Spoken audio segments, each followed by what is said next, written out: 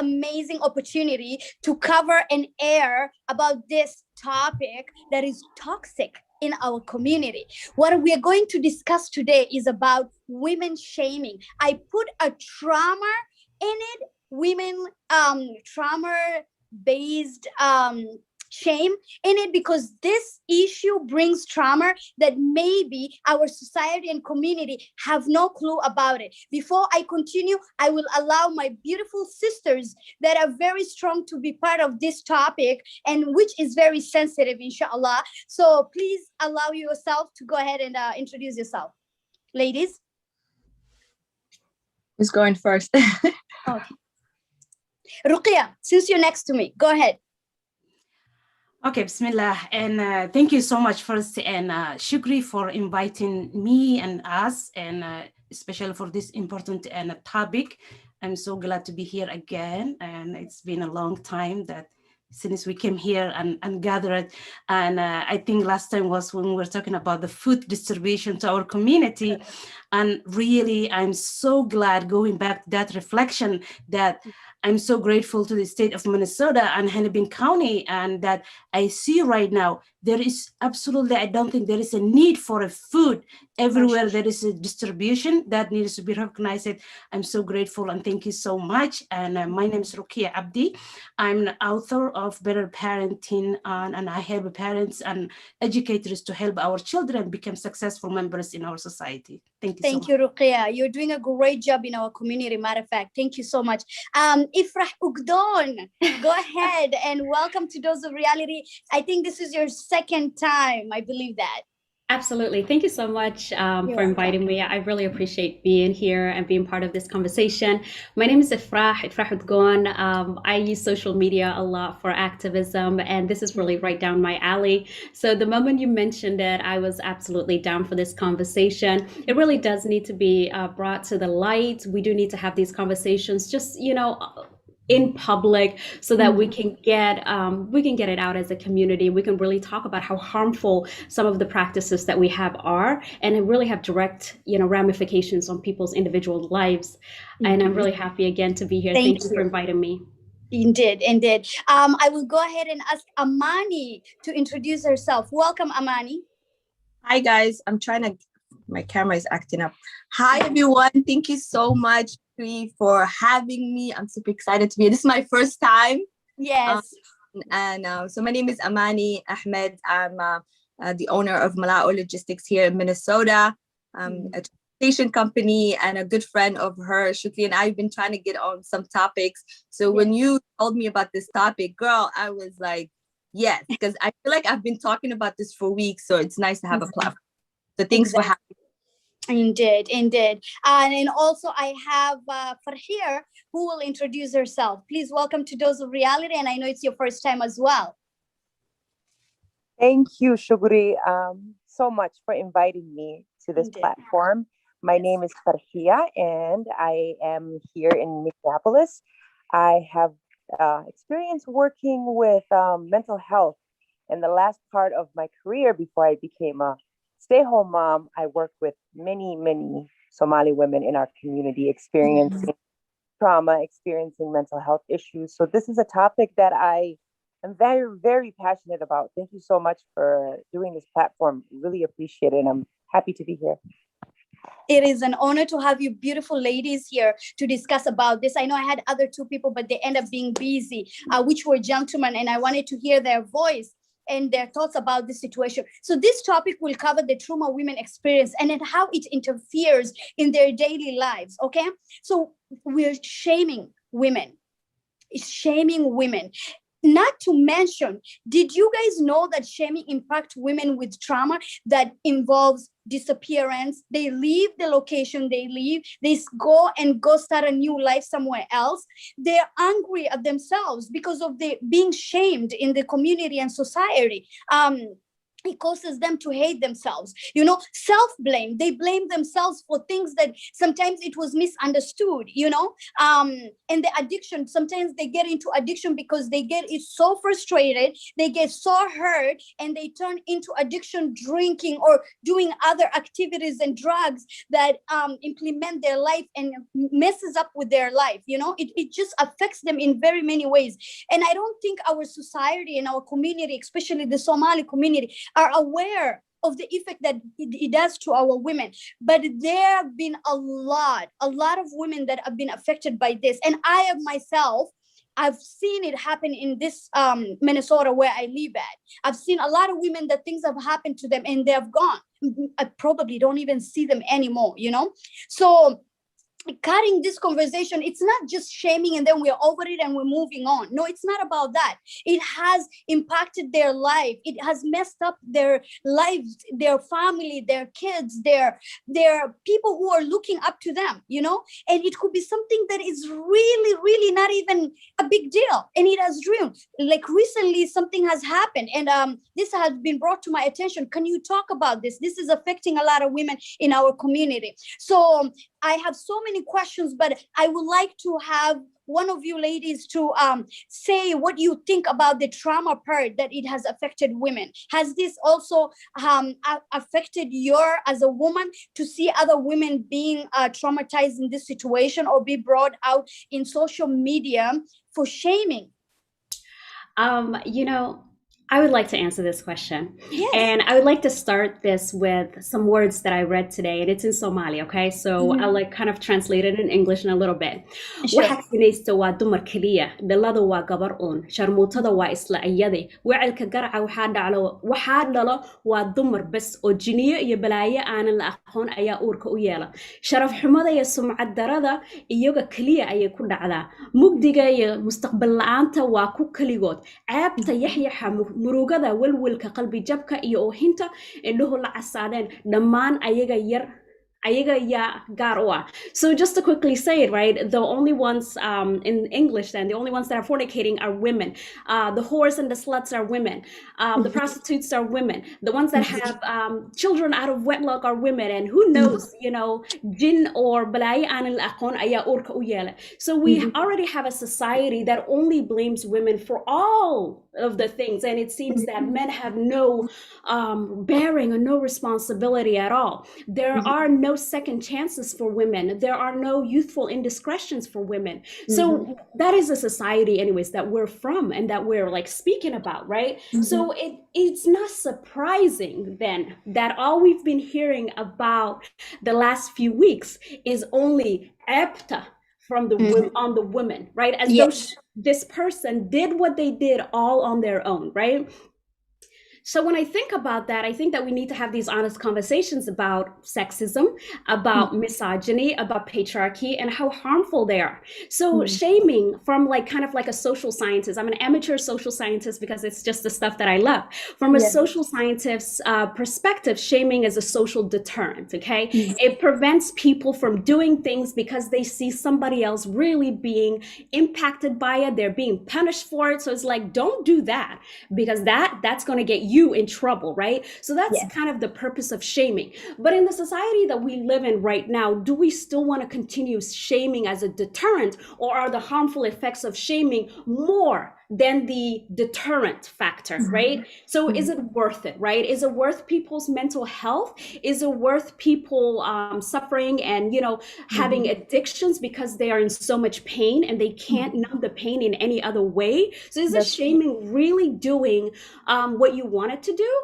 To stop a supposed, bad and more immoral behavior, or is it really killing a human being? And what is the value that we have as a society? Do we value human beings more, or do we value just human beings performing certain acts or performing a certain behavior more, like religiosity or sexual purity, or what do we really value, right? So we need to have that conversation. And to be honest, as Somalis, and I understand that a lot of us here, we may prefer to speak English mostly because we are almost, some of us born, but definitely bred in this country. But I think this is a conversation that needs to be had also in Somali. I find that when I try to talk this in Somali, I don't have the words. And it's not really that my Somali is so bad. It's just that there isn't a language in Somali to talk about these things, because That's right. language, you know, it holds our social values, it holds our social norms. And when we don't have that language for certain things, we can't talk about them. We have to invent actually some language, new language, to talk about the modern issues that we have. That's true. Thank you so much, Ifrah. That's great information that you've just covered there. Anybody else would like to add on to that? I would like to add to that, Amani. Thank you so much for going into that. And I love the way you described it in Somali, because it's exactly what it is, right? When you think about shaming in our community today, right? The moment that we're standing today is the social media is what's the impact of social media, right? Yes. And social media, the way our community uses social media and what it's supposed to be for is not the same, right? So when we take a step back and think about the shaming that is currently happening in our community, from a young to the older generation, right? There's no age group in this. And there is about, why is this happening in our community now more than ever, right? What changed, right, in our community? And what is it that our men are doing to our beautiful women, our souls, the women that are, you have a sister, a mother, a daughter. This could be your daughter, right? So when you're doing these things, right, what are these men thinking when they are exposing these beautiful women, right? And what is shaming? Are you shaming her to destroy her? What is the purpose of this, right? So I think us taking a step back and understanding, where is this all coming from? And what can we do to have consequences? And what can we do as women to make sure we don't end up in these places? Because this could happen to any of us. Speaking of that part, Amani, will we as a generation, do you think that the generation has changed to our social media aspect that has allowed lifestyle to change, where it's just normal for people to just go to social media and just shame, and people find it fun, people finding time to comment about it, this person is getting higher viewers. What do you think about that? Just to go back to you, Amani. Yeah, I think it's my perspective on this whole shaming part of the woman piece is, yes, social media definitely takes a huge toll on that. And it comes back to the point is, what are we doing? So if I have, first of all, me as a woman, right? Do I need to change my way of thinking to make sure that it doesn't happen to me, right? Because a lot of these things that are happening is people stealing your phone. Identity, right? Your identity, your social media platform, your things, and going in there and taking things that are private to you. So does that mean that we need to be careful of the things that we keep in, right? Because that's also a step to things that prevent. And then thinking about the men that are exposing these women, are these men normal day-to-day men? Or are these men that are facing mental issues themselves, and they are getting a kick out of seeing a woman being in pain? Because there's a lot of men out there that are just in shock right now too, right? So yeah, social media does definitely have a huge impact for sure. Thank you. Can I comment on the mental health of the men that are doing this? I would like to counter that and rebut against that, because it's not so much mental health, it's so much that it's a society that allows men to do this. It's a society that allows men to get away with things. It's a society that allows redemption for men, right? And no redemption for women. So it's not really so much mental health and just being a psychopath and getting a sadistic kick out of humiliating women. There is most likely an aspect of that too, but what allows that? What if that person did that and the society said, dude, not cool at all? like, you can't do that. Why are you doing this? Right? Yeah. So the more that they are allowed to do this, the more that they have no repercussions, the more it becomes a social norm, and it's ingrained within our culture, right? It's ingrained, it's normal, right? So once something becomes normal, the person actually pointing out that it's actually not okay is the abnormal one. Yes. And they holding them accountable. It's what it's missing in our community and society. Literally, we cannot hold men accountable to anything at all. It's like we're wrong either way. Ruqya, I will go to you. What do you have, as we have been discussing this, what do you have in mind?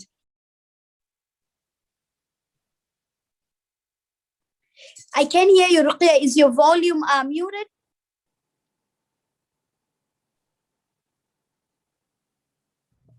Can you hear me now?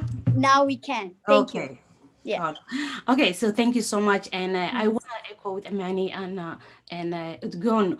Yes, and whatever is happening, there is a past that our people have, especially our male, and one thing that we need to recognize and understand, and it's very important to know the background of this. And this didn't start over time. That's what we need to understand.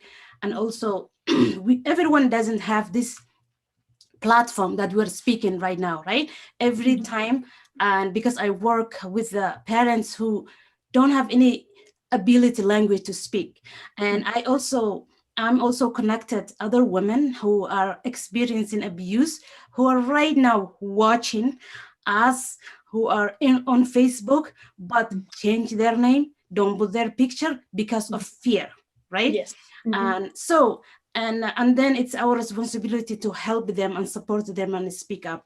So to give us an context, what is happening, and has a context, and we cannot kind of mix up. Sometimes it gets confused when something happens back home, and then in the diaspora things get confused, like how do we solve these things happening? We cannot say women is right.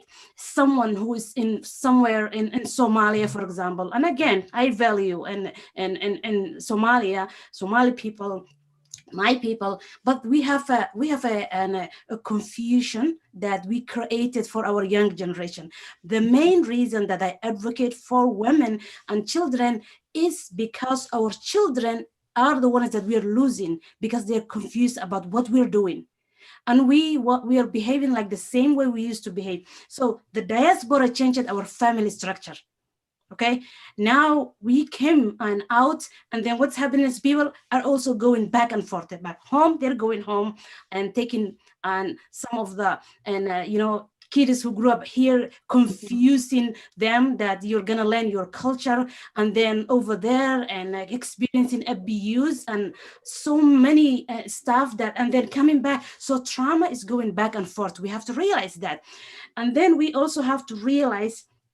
And men, for example, they get a pass. For example, they cherry pick every verse from the Quran so that they can silence us, right? But it doesn't mean they know better, like more religion than us. We will go into this and deeper, because we have to kind of separate. Sometimes we say, this is our culture.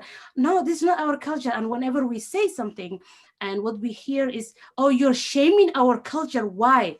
One thing, culture and religion, they can use it together or interchangeably, but they are different. We have some parts of culture that are very bad. This is one of it. Islam is very pure. It's a way of life. It gives women right? And then whatever we are doing, it starts from home. We think it's starting outside. It starts from home. And Prophet Muhammad sallallahu alaihi wasallam said, "Khairukum and khairukum li ahlihi." The best of you amongst you is the one who is best for his family.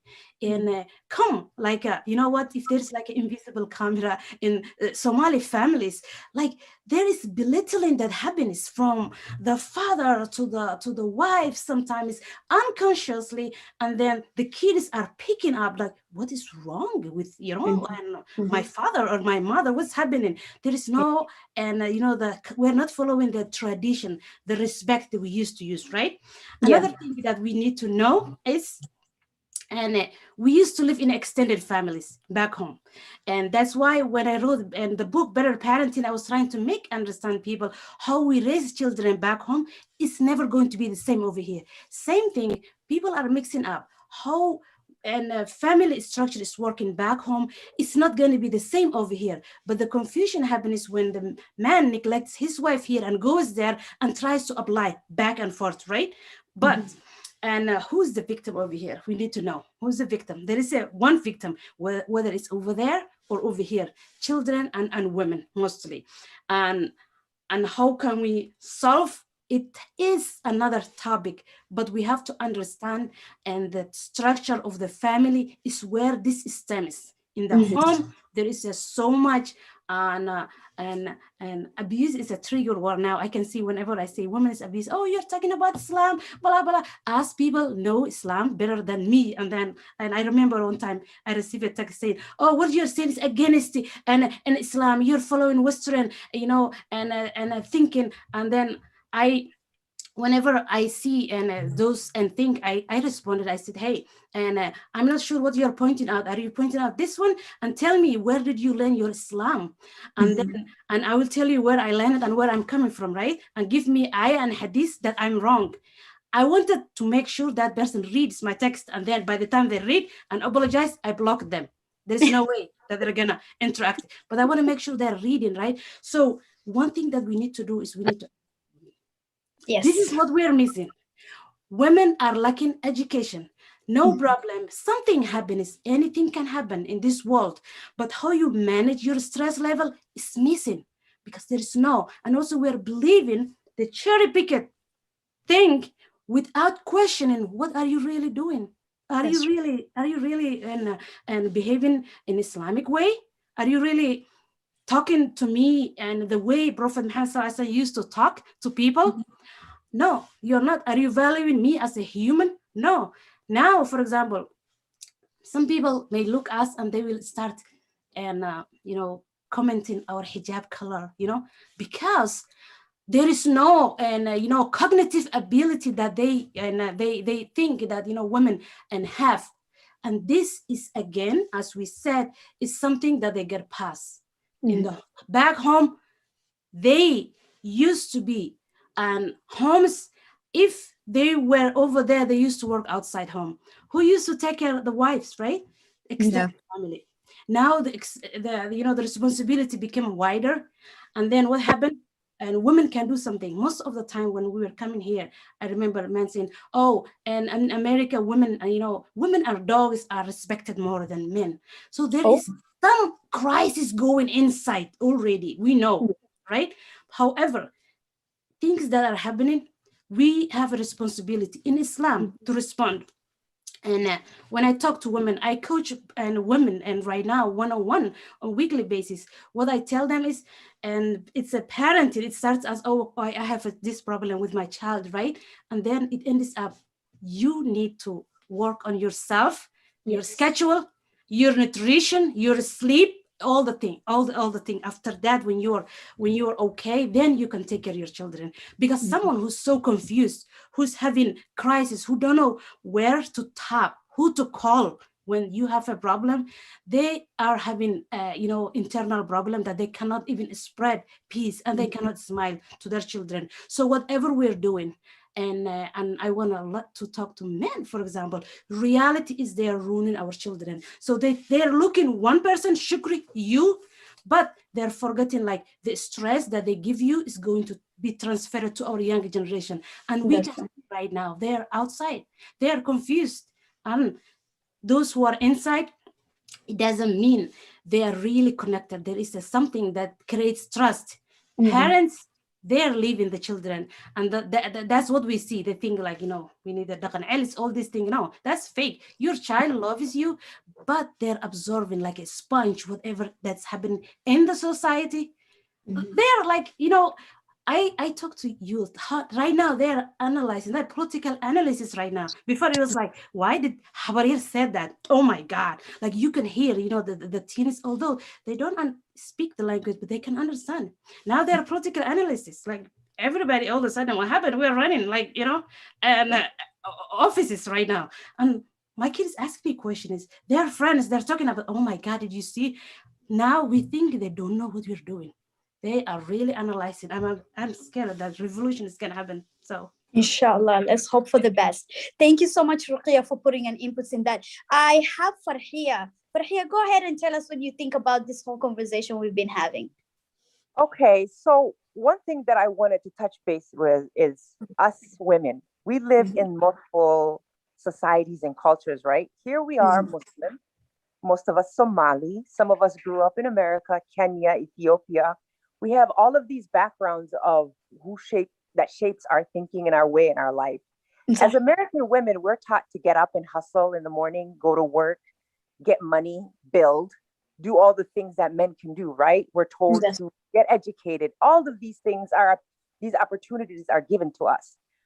But when we have moments of weakness, because we are bila Adam, we are human, and we have things that happen to us that are not necessarily righteous of any character, men or women, we are viewed in a different light as men. It's like we can build 99 steps, and on the top step, if we have a crack in it, those 99 steps that are perfect don't matter anymore. And I want us to realize is that those steps that we've built of our character, of things that we have done for ourselves that are not known by others or are known by others, those are what defines who we are as women. Your mistakes and the things that are perceived about you on social media or this or that, first of all, I want every woman to realize that's not who you are. Who you are is the goodness in you. Who you are is the righteousness in you. Who you are is the mistakes that have built you to be who you are as a woman, right? So who has decided the standard of what a good woman is? Ilahi, Allah did. Not no man. Allah decided what our standard as women are, right? So why should we follow what men say and what men do and what standards men have set for us? That is one thing that I have truly appreciated rejecting, is that, oh, gabar Somali ba tahay, this is the way you should be acting, this is the way you should be behaving, this is the way you should be doing because of Somali standards. No, thank you. Why don't I come here and do my standards as Ilahi, as Allah wanted me to, do my religion as Allah wanted me to do. If I make my mistakes, guess what? I can repent and I can go to the good side, right? But I just want us women to understand is that we have the power. We have way more power, and we have given our powers. 5 women that get together and check on each other 5 times a week, 5 times a month, I might say, and say, hey, how are you? How is your mental health? How is your life? How are you? Can build such structure so that we women set the standards for what is acceptable in our society for women, for what is right for our society as women. And one last thing that I just wanted to point out is that in terms of women shaming, we should also understand as women what role we have to play in that, as role what women that we have, that we spread that click, that we spread that like, that what we have to step aside and say, hey, this is a gabar Somali, or this is a gabar Muslim, or this is a gabar. What brought her to this point that someone did this to her? Someone did this to her. Someone took her to this point. And 99% of it is a man that took her to this point. So Maha, we need to put our shoes in every female's shoes. No matter if she is that girl that walks Chicago and Franklin and we know who she used to be, but this is the circumstances that she's in. 2, that she's that hijabi doctor working at Fairview. We put our shoes in their shoes because we understand as women what we've went through every single stage of our lives, right? So I want us women to realize our power when it comes to standards for women and our role in shaming women, what we personally have done to contribute to the patriarchy and the sexism in society towards women. That's one thing that I want us to realize, is that we have a role in this. Thank you, Farhia. I appreciate that. So as Farhia mentioned, that literally went to my question number 2 that I was gonna ask, where it says, will we say women themselves are culprits of shaming other women? Do you think that once one woman is shamed, that some other women are clapping their hands and like, oh my God, this is happening to that person. I knew she was not that good. I knew this. And we go around and just spread the rumors and just make it worse. What do you guys think about that? Okay, let me just jump in real quick. Yes. Yeah. Women do that. Mhm. Women see the pain of other women. Women see women on social media being shamed and being called all these names, and they contribute to it. One, it's the standard. Because all the men are doing it, so you're doing it. You're part of the crowd, right? What's the reason behind it? Because it's okay. One thing that we also have to understand is the psychology behind the screen. When you're behind a screen and you're writing something, right now to your face, if I'm sitting across from you, I cannot say certain things to you that I can say behind a screen. That's the psychology of social media. That's why it works the way that it works. Right. But what I want, women keep spreading that shame of other women. It's something in you, right? It's something that it's something that's never happened to you, so you don't understand. Or two, it's something that you feel you're elevated above. Yes, it can happen to you. Yes, it can. Be on that other counter. Let me tell you something. You would be amazed at the type of women that I worked with that were homeless in the streets of Minneapolis, what their life was like before they got to this point. It wasn't just 1, 2, 3 away. It was little crumbs that lead to big things. So what we have to understand is that it starts with us. You know, they say, if you want to change the world, you make your bed. If you want to change how women are being treated in society, when we are getting together like this, girlfriend time, and it's like, did you see that post about that? It's for you to shut it down.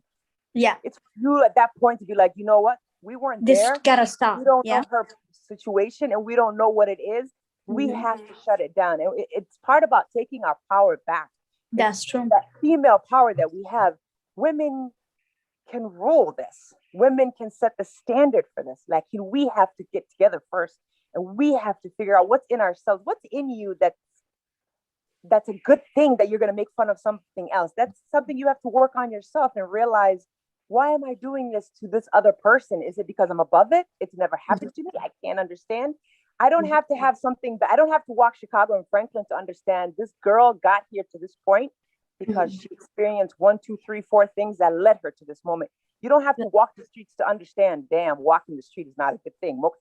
Yeah. So we have to have that empathy in us. That's true. Thank you so much, Farhia. That's a great response. Anybody else? Yes, I would like to piggyback on everything that Farhia said in terms of the psychology of social media, right? There are a lot of keyboard warriors. So that's definitely one thing. And also another thing is what I mentioned earlier about what is norms, like what are the norms in our society? And the norms in our society is that it's okay to shame women. And until you consciously think about it, it's just a norm. It's just like breathing, right?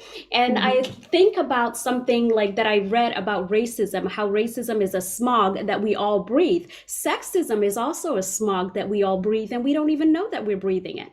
Okay. So another thing is the reason that these women are piggybacking on, another women being shamed is that it's the normal thing, and they don't even know that it could be them tomorrow. They don't even know at all, and they don't know that the rules of patriarchy will never let them win. You're okay today, and tomorrow it's your turn, sis. You know what I mean? So some women just don't know that, and it's like we need to talk about this constantly. We need to have awareness all the time. Sometimes I would be just beating up my head like, why don't they get it? Sometimes we need to hear something so many times until it clicks. It clicks. Yes. So my point on that is, first of all, the saddest part is the spread of the shaming is mostly done by women, right?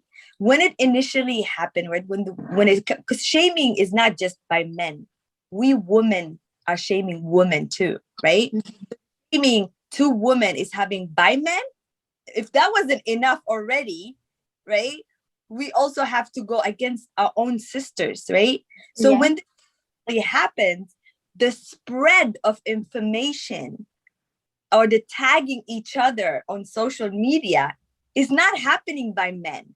It's happening by women. And where it stems from is, like our sister said, is I don't have to live your story to feel your story, right? I'm a woman, so automatically I should feel your pain, because either you're a mother that is being shamed, right? You are a sister that has to, have a face against your families, your parents, your friends, your community, your co-workers. So how could you not relate as a woman, right? How can you feel her pain? And why does it feel your pain? Because you as a woman don't even love yourself, right? You don't love yourself and you don't respect yourself and you don't feel it, then how are you exposed to love your sister or your friend? Or like, how could you feel her pain? Because you don't even feel your own, right? So us shaming a woman, shaming woman is stemming from us insecurities as women, the fact that we're going through stuff, even the ones that are not going through, the judgmental. So if we as women can hold each other down, we can fight the men. Trust me. But we need to get on the same level first. Yes. What happened to the fact that religion is the most important thing in our community, especially the fact that Ilahi said, Allah subhanahu wa ta'ala said, hide your shame and I will hide it for you. And then our men are not even willing to hide it for us. They're the number one people who are putting it out there. And our women are willing to go above and beyond, even destroying that same Muslim woman. I just can't process that part.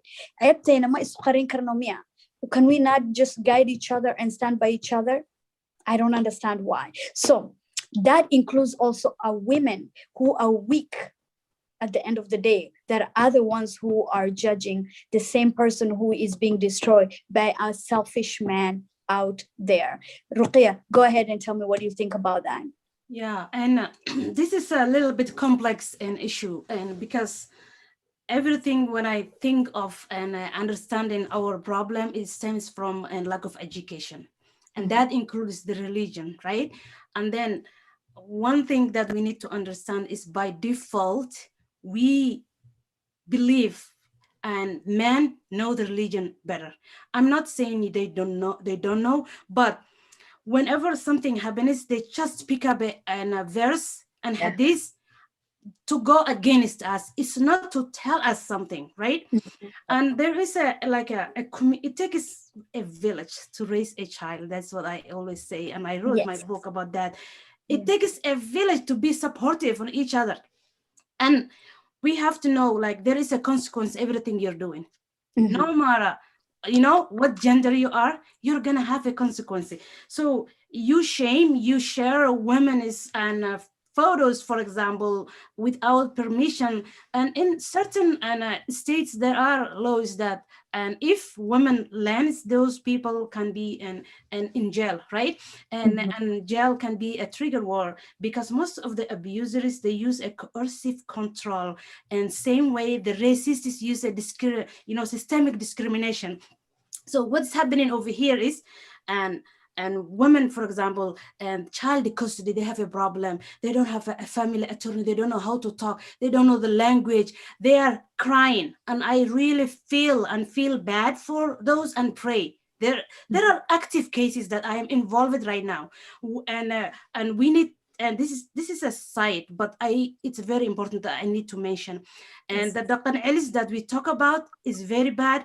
And I made a statement last month that I said, parents, what are you thinking when you take your child back home and now you're here? What do you think you're doing, right? A friend reached me out, even we had to face, of course, social distance, face to face, that her former husband said, I'm gonna take for vacation the child, and took a temporary custody, and now is in a boarding school, which is so dangerous. And she's crying day and night. She needs to get her child back, right? So legality, we are in a coercive control. And our men, for example, need to understand that, or our women too, like just coming back to the topic, why women are sharing or saying, and oh my God, Allah, all these things, we need to understand there is something that's called internalized oppression for me, and I'm here. Oh my God, I'm gonna say all the time, oh my God, white people are bad, I'm not gonna interact with them. Oh my God, I'm Muslim, I can't do this thing. If I believe because of that's what the media is saying, I'm never gonna develop myself. I'm never gonna do anything. I'm not gonna do that. Internalized oppression is you believe what this woman happened, and tomorrow it's gonna happen to you and you're gonna die, right? In Islam, the faith have, it's very important to learn there are three levels of a faith. Okay, the first one is Islam, the second one is Iman, the third one is Ihsan. Islam is like you practice the 5 pillars of Islam, right? And that's mostly what we see people, they're making ways, so they're praying, they're fasting, which is alhamdulillah in few days you can see they're going to the Hajj. Iman is something you cannot see. And when your Iman increases, the more your Iman and the better your Iman is, the better you behave and interact with other people. We as Somali people, Somalism is sometimes goes above Islam, and they think we do not understand. And that's very dangerous. And also we think and men are in the third level of the faith, while they are not. Imagine you interact with your own family in a harsh way, right? Or abusive way. And then your Iman is not in that level. Ihsan, your Iman allows you to practice the 5 pillars of Islam easily. And then your level goes to Ihsan. Ihsan is like when Angel Jibril asked Prophet Muhammad, what is that? It's like you worship Allah, like you see him, although you don't see him, you believe it, right? You believe all angels, all the prophets, right? And then that level allows you to respect your neighbor no matter what religion they are. As we Somali, we're not in that. We see a first and second grader in the school, I'm interacting with teachers, they're saying, this is haram. Like, excuse me, where did you get here? How did you listen? Haram is like, you have to have a scholar in order to have something haram, right? So our normal interaction, we did not reach that ihsan level, and that's what allows us to interact in the society. When we want to do something, help people, they will say, Somali, listen, there are other people. I came here, I was welcomed here, I'm gonna work for the state of Minnesota, whether you're Somali or not Somali, I'm gonna help everybody. Yes, the Somali people need more help, and I have that power, I know, and I'm interacting with them, I will help them, but it doesn't mean I'm not gonna interact with others, because that is extra knowledge. How you will increase your Iman? You learn. And the other thing is, like, we have religious leaders, no offense, and it's amazing. We read Quran, we go to Duxi, but we were supposed to touch every topic that is sensitive in our society in order for us to change. And this needs to be continuous. I remember, and one of the imam, I forget his name, but, it was a mass igna every year, and it was virtual this year. And what happened is, like, they asked about the domestic abuse that most of our community, they hide. And he said, men wouldn't abuse women because we know, because we are in a one village. For example, if they abuse, and then the woman or the wife tells the imam, and then what happens is, because we know that man, whenever he comes to the masjid, we let that abuser to the basement, so that people ask, what happened? He is the abuser. They won't continue. We need, a complete support. They need to stop, and we need to talk. There is a level, like, when we neglect ourselves sometimes in Islam, if you do suicide, like suicidal behavior, for example, and you die, you're committing sin. Women need to understand the patient even has a level. How do you understand? You need to gain education. You need to know legally how to live where you're living. You need to know how to deal with your family. For example, if the man is abuser, for example, you don't have to be abuser in Islam, right? You have to be normal, at the same time continue in your daily life. And Surah Al-Hujurat, I would recommend. It's all about a Muslim social manner. Our community spreads the lie, for example, and then if someone brings like a news to you, and Surah Al-Hijrat says, فَتَبَيَّنُوا. Yeah, like find evidence, don't spread, don't share. We're doing that in social media because we never had a social media. Okay, that's the thing. We're over there all the time, and we're saying the teen are doing. No, adults are using. I think more than the teens. We need to learn. We need to know how to respond and also manage our emotions, because that's what's impacting and the rest of us. And we need to speak up. And it doesn't mean we need to abuse, but we need to know our rights, right? Yes. No rights. We don't know our rights. There are abusers, and both end can be, but the reason, because women don't have a support. They don't have support. They're like helplessness. They're over there. They're waiting you. They're waiting anyone who's in power to kind of start. We need education. I'm like right now having a hard time telling women they need to start going to school. Eyal Kina. I'm like, listen, I knew children were problem. Like if you once became a mother, for example, you cannot do anything. I knew from young age. I reached a point that sometimes, if you ask a question, what do you feel like? And you're in fear. You're afraid how people will react. I never asked that question. But when I was a teen, I remember I used to think, oh my God, if I marry and I get children, I thought my brain is gonna stop learning, because I never saw mothers going to school, right? And I love it. Like, and alhamdulillah, my mother was, she was a supportive and father, alhamdulillah, I have an amazing parents. But my point is like, I reached that point, like, oh my God, so when I had my first daughter, I kept on checking myself, reading, like, am I understanding? Did my, brain go away? And then I realized, like, that wasn't even true. What is wrong now? Now we're here, we're having children, and then they're saying, oh, we don't have time. Okay. The pandemics happened. And then we saw most of and majority of our mothers, they had to deal with distance learning. They don't know even how to log on and Google and Hangout.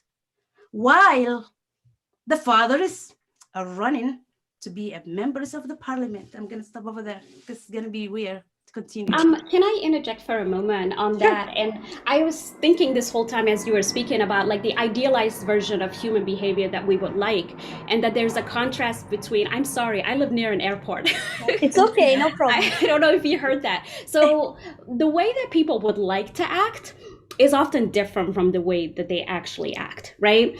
And just knowing a little bit like about why we do that, thinking is really hard. Like if we had to be constantly consciously aware of everything that we're doing, our brain would get tired. So a lot of times like our brain is outsourcing short or making shortcuts, right? So it's automatic behavior. And that's why when we get to social norms, it's like we're doing that because to save energy in our brain, right? So there is one way that we would like to act, but there's a way that we do act because it's easier. Now, say what you will, like sometimes people are like, oh, that's just being lazy. The fact of the matter is then we're all lazy, right? Because otherwise we wouldn't be able to get through our day if we had to actively think about everything. So what does that mean then for the situation that we're talking about? What are the things that are in our society that make some behaviors natural and automatic and make other behaviors not natural and not automatic? So the thing about like religion and culture, right? I think most Somalis, right? Most Somalis are Muslim. Most Somalis know Islam. Most Somalis will give you a quote or two about the way to treat other people, the way that to treat women, etc., etc. But how do we actually behave? Okay, so then what is really embedded in our culture, in our behavior that makes this good thing, right? The right way we should behave, not as accessible. Okay, so it's not just right there in the forefront because it's not automatic behavior for us. And automatic behavior is not just individual. That's why when we talk about social norms, it's like a social wide habit. So we have bad habits as a society. Have you ever tried to change like a new habit? It's really hard to form new habits. So how do we go from like individually struggling with new habits to having a whole societal habit or cultural shift? Okay, so where do we begin with that? What do? We need to make it, I know it sounds terrible, as easy as possible for people, right? We need to constantly talk about the issue. We need to praise and reinforce, just like we do with children, because we need to have a cultural shift. We need to have an incentive for people to do things, okay? If the only incentive is really far away, or if the only repercussion, right, in terms of religion, if the only repercussion is really far away and there is no immediate feedback, like I was talking about earlier, the men have no immediate consequences, the women are in this internalized misogyny, internalized sexism smog, there is no immediate repercussion for the act. So how can we embed those in our society? I think one way is to make sure that we, along the way, agree that these behaviors are unacceptable. Maybe we can use the shaming as a social deterrent to say, hey, shaming another person for XYZ isn't okay. If you really cared about this, then maybe you should have had this conversation with them privately. Maybe every time something like this happens, we need to call it out and we say, you know what, whatever they did privately is their business. I don't care, but I'm really disturbed by the fact that you think it's okay to shame this person for something that they didn't even do to you. Did they do to you? If it's not something that they did to you, but you believe it's against, let's say, the moral values of our society, then maybe you need to have that discussion with them privately if you're close enough, or maybe you need to just mind the business that pays you, and that's okay too. That's right, and I agree with that. I think personally, as I have observed the Somali community that I've been in here in Minnesota, honestly, to voice up my voice, and I really don't care who will say what about me. I think Somali men and some of people that live in Minnesota, I can talk about other states and how they behave when it comes to religion. I don't think Somali people here are acting according to Islamic values, but they will do anything possible to destroy, or when you quote them to that, they will run to the Quran quotes. So why is it that you're capable of doing anything that you want, but markaad og tahay ina wrong tahay, when you are wrong and you're held accountable at that point, you will run to the Quran. Let me come to the women shaming part. That's why we're here for this discussion. It's this. I, as a woman, have been shamed today. And other women or men, the person that went and shamed me, no one is holding anyone accountable in a deen way, in Islam, in like a culture way. No one is bringing it up. We're just enjoying, we are letting, and then it just dies off. And then this happens to another person who is victimized over and over and over again. We're just destroying life one at a time, and it becomes normal because no one was ever held accountable to these such acts. With the sheikhs that we are looking up to them, they don't bring this topic up. With the elders that we have in our society, with the community itself, we put ignorant to it, but it's destroying other women. And then this continues, and it ends up affecting the generation of our daughters. And we were looking for when it was happening to our sisters out there.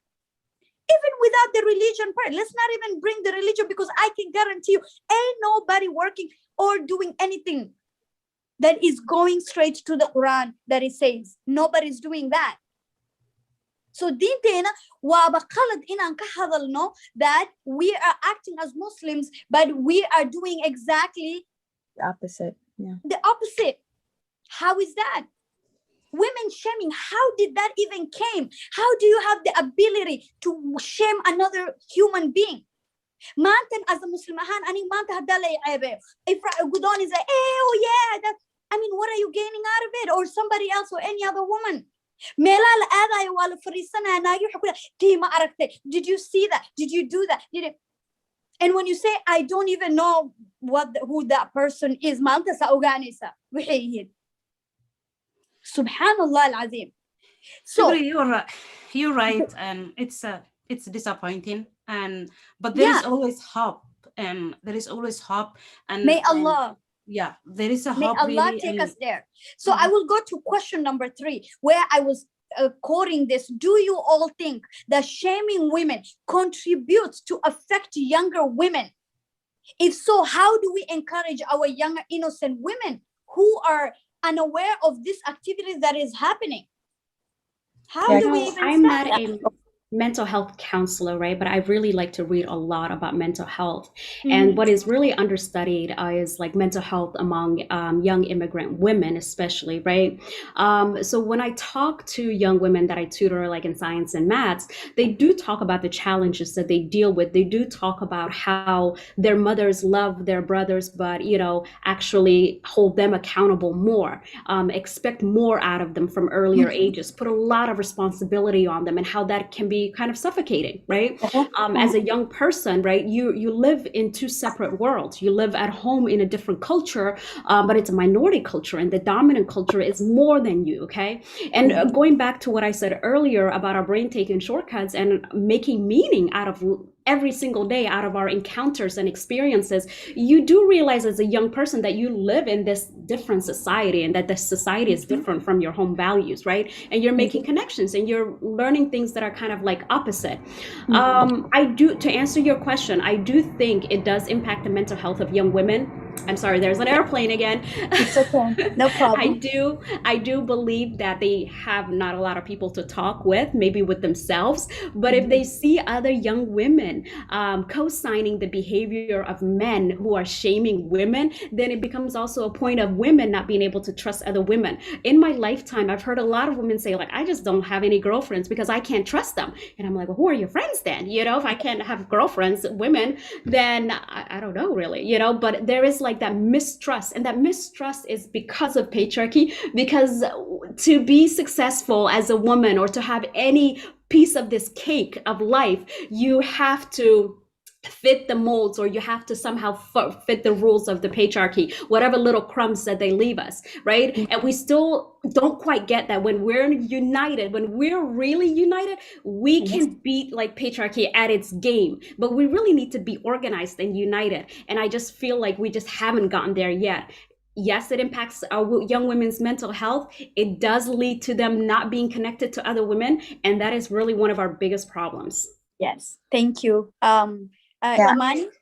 Yeah, so for me, yes, I think the shaming piece of women, it's been happening generations before us, but it's just right now, I think it's with the social media is what we get more exposure, right? Because I think our parents went through shaming in a different way, right?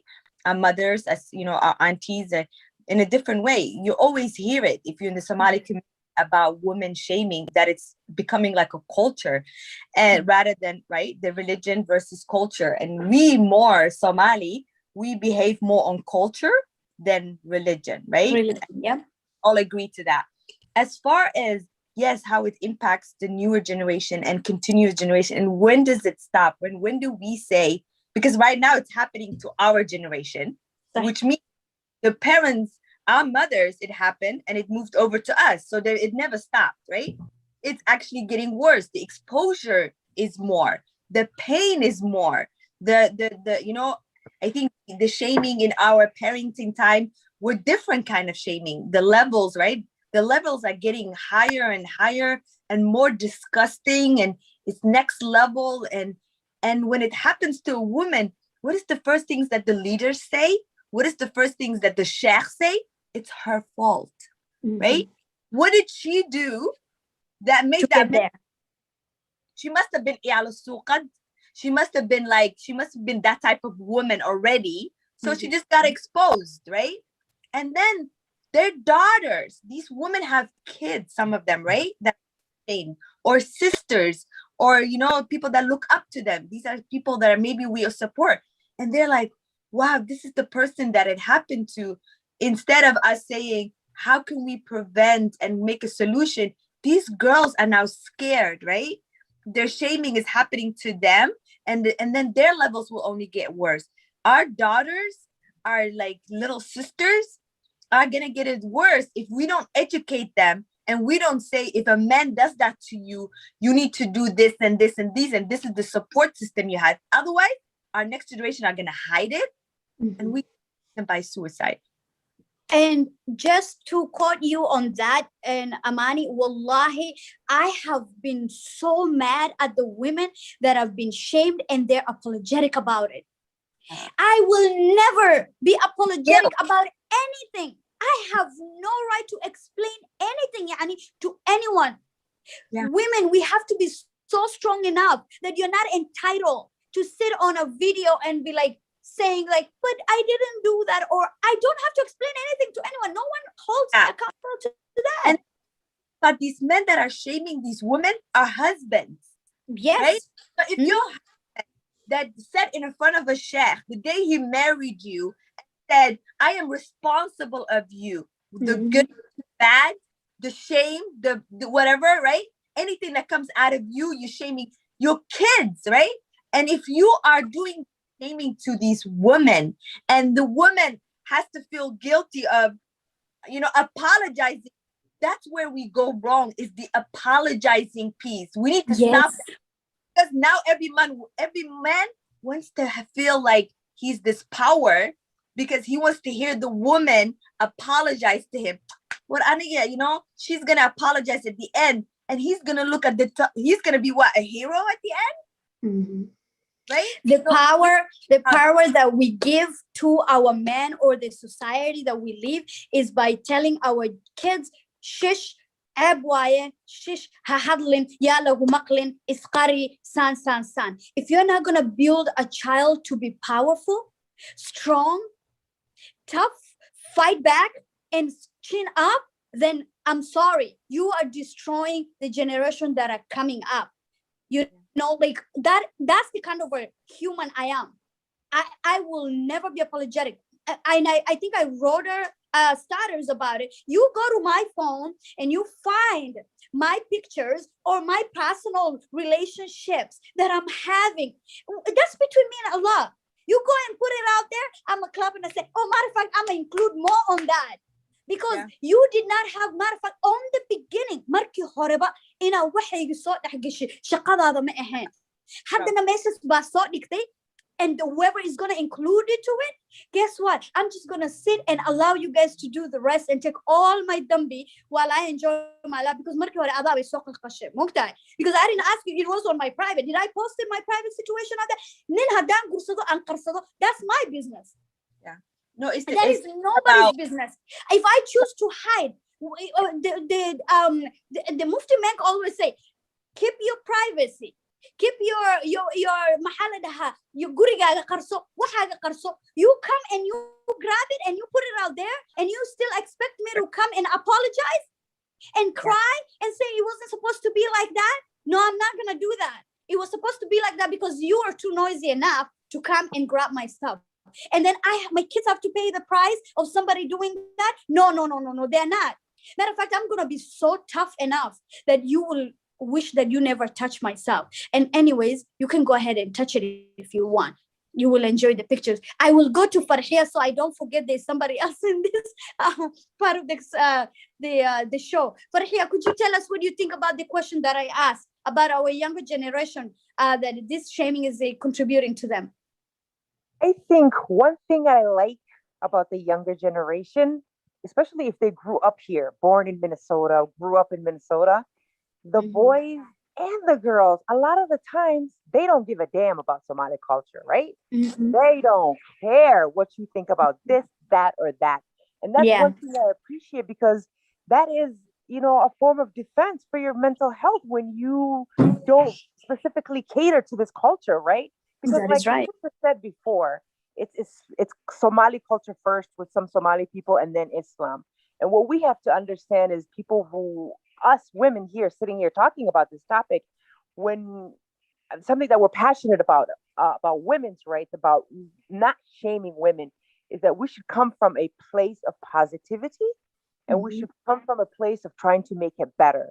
I read this quote that says, people change their behavior when they feel better. People do better when you make them feel better about the situation that they're in, right? When we're going out and teaching the younger generation, any women, about supporting each other and not catering to this society and its norms that the sister was talking about, let's try to do it from a positive place. That's one thing that I want to tell you, is that I think the younger generation, the younger females, they call them say wallahi, They don't care. They go out and they live their life and they Yes. carry themselves in a, I don't give a damn about the Somali culture. And I think that's very important. I know a lot of people are not going to like that.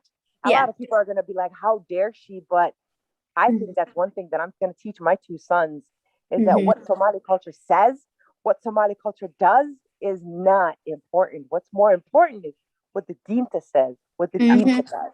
Yep. And that's one thing that I think we should. I have a brilliant cousin who's a doctoral candidate, and she always says, break the generational curse. Let us start doing that. All of you, Shukri, I know you're a mom. I think maybe some other sisters in here are moms. Let's start by teaching our daughters and our sons what we expect from them in terms of their role that they play in society. They can be that one person. When we first started, the sister said, when you're the one person talking about how wrong this is, you're the person that seems crazy, Somaha. Let us make sure that all of our children are the ones that are saying, yeah, there's a video of that girl online. Who put that video? Why did they do that? What's their perspective? What are they trying to do to that person? What do they gain from it? Let's try to instill that in our little brothers, little sisters, and our children. Because let me tell you something, the older generation ain't changing. Our moms, may Allah forgive them, our fathers, our uncles, they're not changing. They're stuck on this. We have changed because we were taught that if you're a woman and you make a mistake, you're a dillo for life, right? Exactly. We learned that, no, I can repent. I can change. This is not who I am. My mistakes are not me, right? Yes. We've lived in that culture where we believed in this stuff. Some of us believed in this, right? But we've changed. They're not going to change, but our kids can be the generation that never learned that if a woman makes a mistake, that's it for her. They can be like, well, let's keep it moving. Let's keep life going. So that's what we can do to break this generational curse of women shaming being normal in the Somali culture. Because let me tell you something, Somali culture will hold a woman to its highest and make you feel like you are the bomb, wonderful, Gabar Somalia. And that little thing that you did, whether it was right or wrong, it's going to break you to be trash. So as they raise you, they break you faster and faster. So let's break that generational curse. Let's focus on women. 5 women get together and check on each other's mental health. And when you see other women knocking down other women, take that one chance to say, Abaya, that's not right. That's a Gabar Somalia. Let's not do that. Because when we stop accepting it, best believe that's when these men are going to realize they can call us all the names they want. If it doesn't, if we don't keep that going, and if we don't let us affect us. I love you, Shukri, when you said, throw a video of me out there. You're going to wish it never happened because I know your character, right? But no, not for all real. of us are like that. Some of us would break. So it's up to you, Shukri, that strength to give it to me to make sure if it happens to me, I don't break. Because you're giving me that strength. Let's do that for one another. Can I comment on one thing that I feel like we may have not mentioned, okay? That some of us who are, no, all of us who are in the West have a certain privilege that our sisters that are back home or in the Somali territories do not have, right? Yes. Our sisters in the Somali territories cannot say, so what, right? So what? I personally, if somebody hacked into my phone and found some interesting photos, I can say so what because bariskayga, safetygayga, waxba igama xirno Somali society, right? I love my community. I interact with my community by choice, you know? So and I can say so what, but the sisters in Somali society in Somali territories cannot. And yes, we are still interconnected no matter where we are. You know, we're like one of the societies really that's connected no matter where we are. And that's a huge positive for one thing, but it's a huge negative in other ways because our cultural evolution is kind of slower than other things, right? But what about the sisters that aren't able to say so what? And whose life is literally over? Who can't get a job, whose marriage prospects are lower now because of this app thing, who is branded as a whore or a slut for the rest of her life. And that has direct material effects on her life. What about her? But I think that comes from you, Ma'anto. Your courage. No. Because we don't live in a vacuum. We are highly influenced by our society. Our society and its rules play a huge impact on everything in our life. everything. And we're constantly receiving cues from our society, what's acceptable and what's not acceptable. And that impacts our psyche. That's why we have mental health challenges, because there's a cognitive dissonance between what we feel and who we are and what the outside world is telling us who we should be. Case in point, immigrant people who come to this country with their identities intact, right? And they come into a new society, and it's like being like a fish out of water. Your inside and the outside society doesn't match. I don't believe that it's just based on courage. It's like we're supposed to have this superhuman strength to resist the society that we live in. We can't do that. We can't do that. That's right. But as an individual, let me get this right. As an individual, you've realized that you can be tarnished down in this society. But as an individual, you cannot allow that, you know? And not being apologetic is what brought this, where women are being apologetic for something that is still wrong, that it has been done. Yeah, and this is wrong. But we're still speaking from a very privileged point of view. Right. We're speaking from a society where we're talking about boundaries, where there is a privacy, where there is a difference between your private life and your public life. But that's not the case of where we come from, right? That's not the case. Exactly. Right? So you're getting the same message at home, you're getting the same message with your friends, you're getting the same message at school, you're getting the same message in the market, you're getting the same message constantly. You're gonna think something is wrong with me. If I messed up, I'm gonna think something is wrong with me. And the society that I live in constantly reinforces that. I'm gonna feel like something is wrong with me, and that affects my self-esteem. And that affects every other aspect of my life, right? Exactly. So I feel like before we can even say F you, we can say that because we're privileged, right? We're privileged because of where we are and the society that we live in. Before we can say the greater Somali society, as in Somali territories, that really do have a different culture from us, by the way, I don't think we can give the same advice to them. You know what I mean? I don't think we can say that,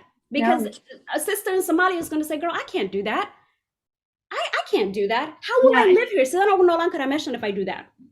Again, you're right, and there is a cue that you get from society, and yes, we have different privileges, and depending on where we live, also the culture, for example, and going back to the Somali culture, and there are good aspects of our culture, right?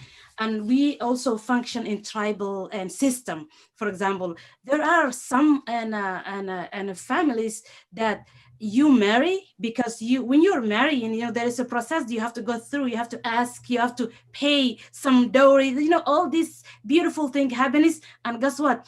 Depending on the power of your tribe, you marry, and then what happens? You touch that girl, and then see what happens. Her brothers are going to be on top of you.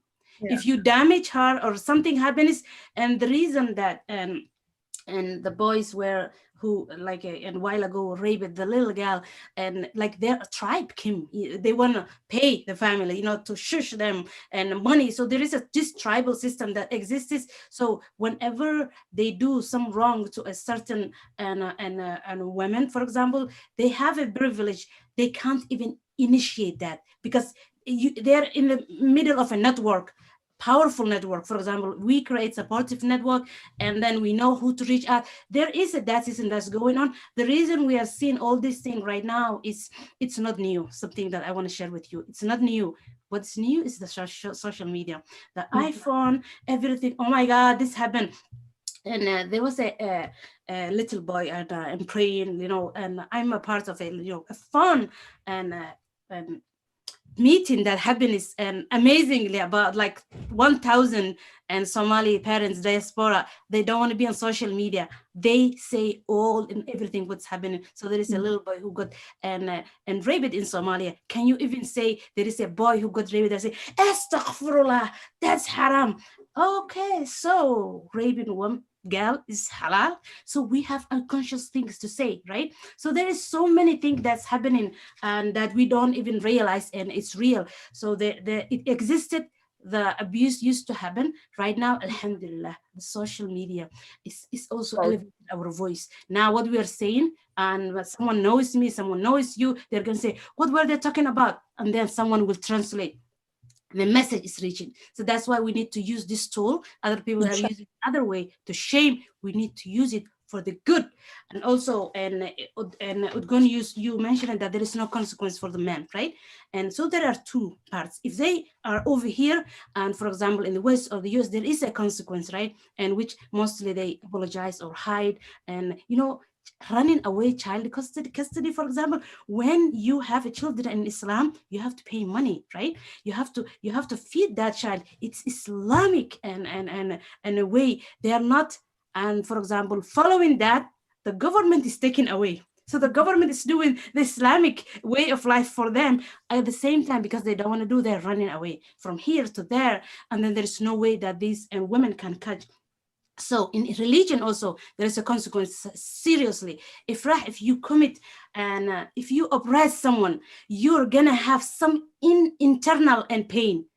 And Allah inflicts you problem in other aspects of life. You will not realize how many really sometimes, and men don't like to go, and you know, and they don't like the police, for example. If you call the police, oh my God, police you know what I think? When you look in Islamic perspective, it's better for them to go to jail, so the women feel better.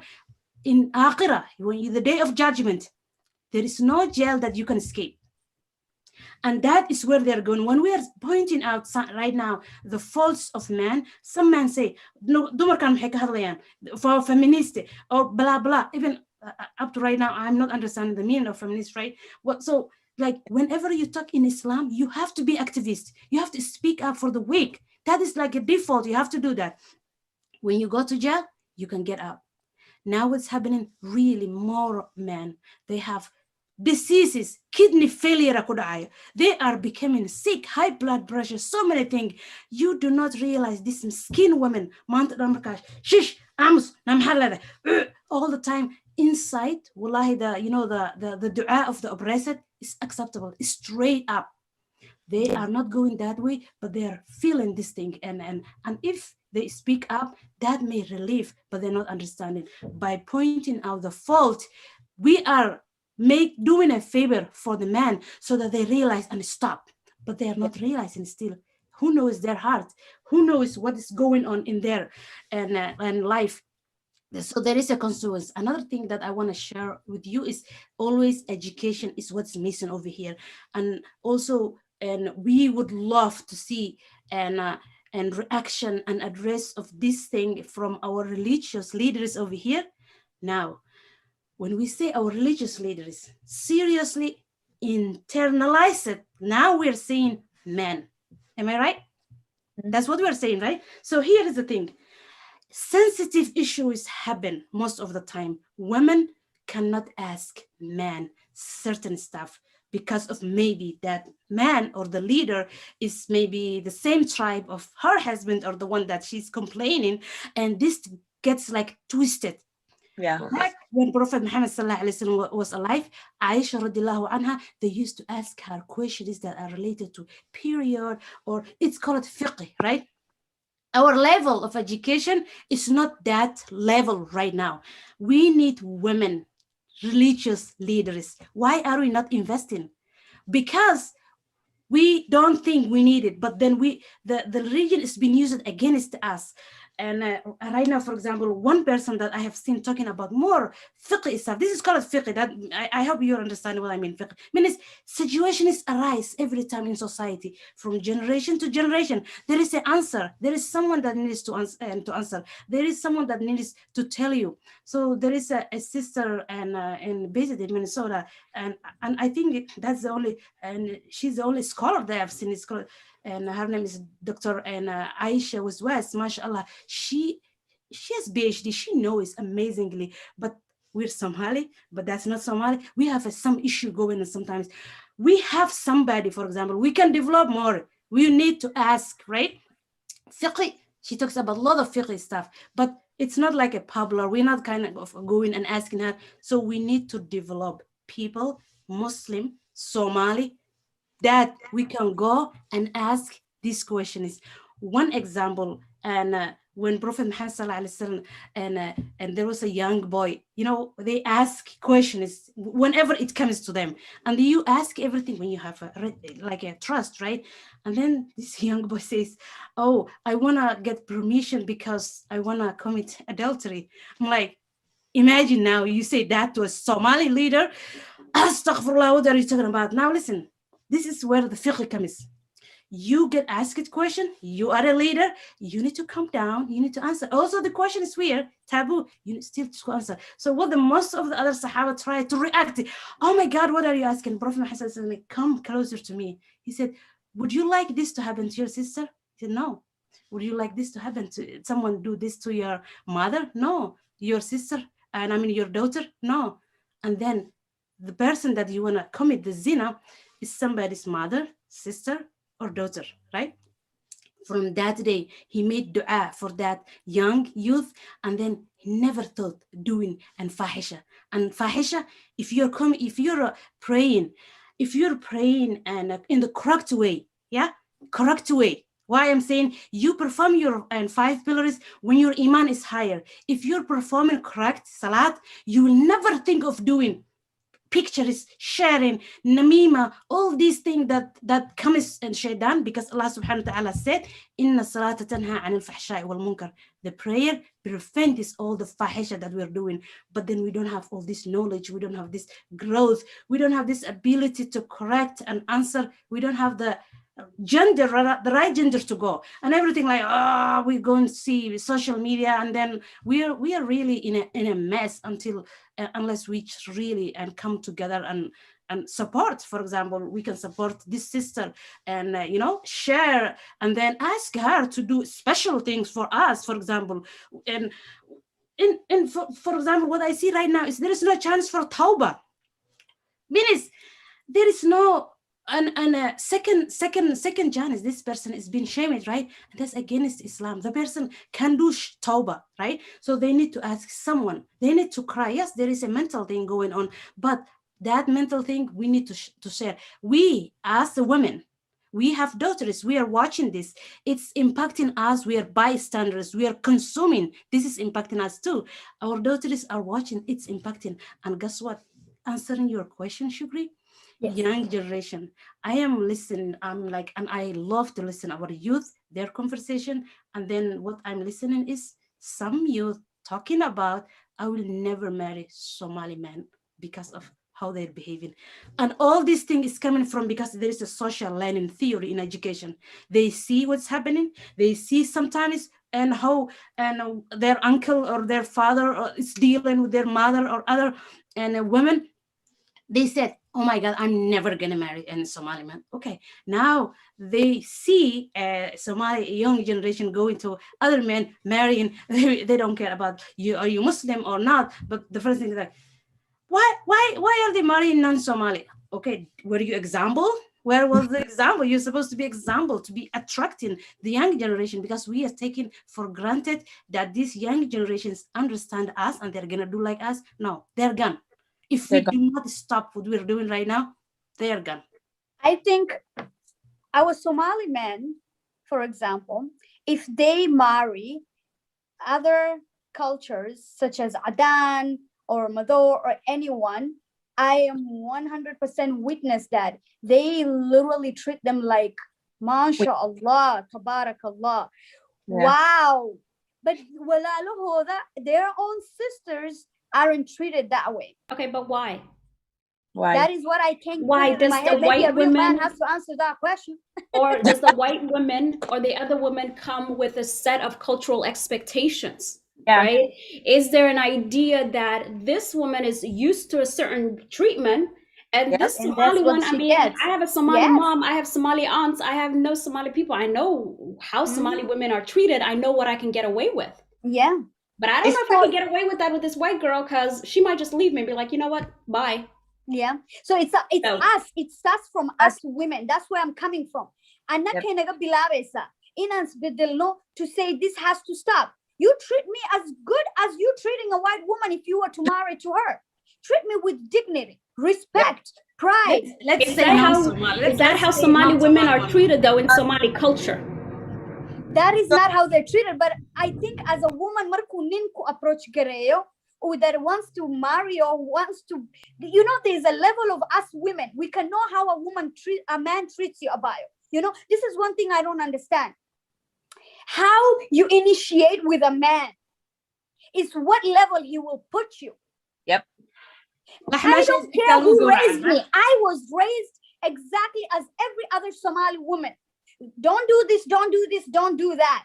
I grew up as an individual to allow what I want in my life and what not I don't want in my life. What I can tolerate. I can tell you for a fact that at the time of my divorce, I was encouraged by my family not to leave the marriage for the sake of my kids. But the question comes back to me. How do I live in a toxic relationship, allowing my kids to be the reason I'm stuck here? I made a decision on my own. Because my mom, my family don't understand what I'm going through behind closed doors. And this goes for every Somali individual. Even why are you in this relationship? It's not good for you. It's affecting you. It's trauma for your life.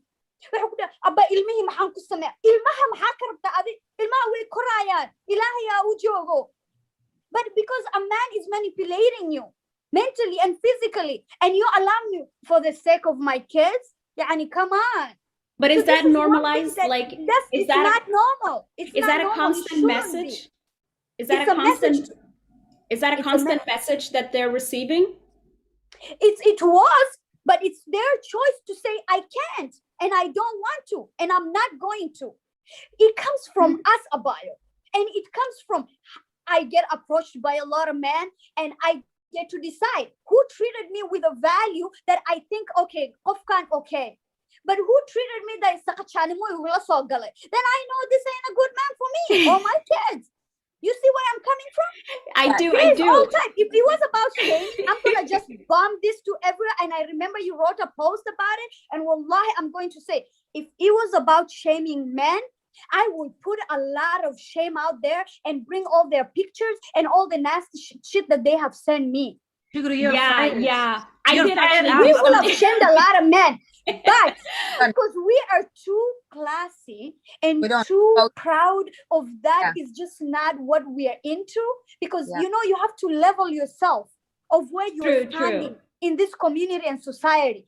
I don't know if I never ever get married, but I will know what kind of man I want in my life. Sharaf inu qabo, din inu qabo. And even if he's telling me about din, he knows where he's at with me. But you also remember Somali waxay ku maamahda maxaa la yiraahdaa been baa lagu soo xerogeliyaa run baa lagula dhaqmaa.